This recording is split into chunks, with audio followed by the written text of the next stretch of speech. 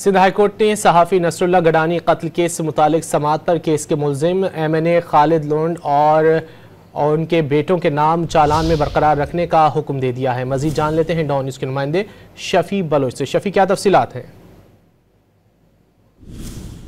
सहाफ़ी Nasrallah Gadani case से मुतालिक जो है वो दायर दरख्वास्त की समाअत हुई, जहाँ पर अदालत ने केस में मुल्जिम MNA खालिद लोंड और उनके बेटों के नाम चालान में बरकरार रखने का अदालत ने हुक्म दे दिया है।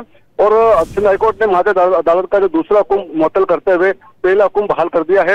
और पहले हुक्म के मुताबिक मुल्जिमान के नाम चालान से खारिज करने से मुतल्लिक जो फैसला तफ्तीशी अफसर के बजाय अदालत जो है वो खुद करेगी।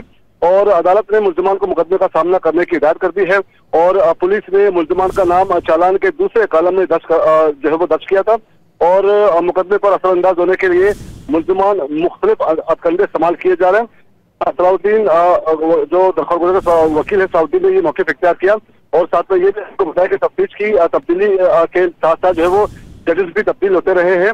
और जजों के जो है वो तबादले के मुल्जिमान से मुतल्लिक जो है वो मुल्जिमान से ताल्लुक जो है वो नहीं, ये मामूल का हिस्सा होते हैं। और 21 मई को जो है वो मीरपुर मातलो में सहाफ़ी नसरुल्लाह गडानी पर जो है वो फायरिंग की गई थी। और सहाफ़ी नसरुल्लाह गडानी के कत्ल जो है मुकामी वडेरों की जानिब से जो है वो खुली दहशतगर्दी है। अदालत ने जो है वो तरफीन की दलाल सुनने के बाद जो है वो मुख्तसर हुक्मनामा जारी कर दिया है। जी, बहुत शुक्रिया शफी बलोच इन तफसीलात के लिए।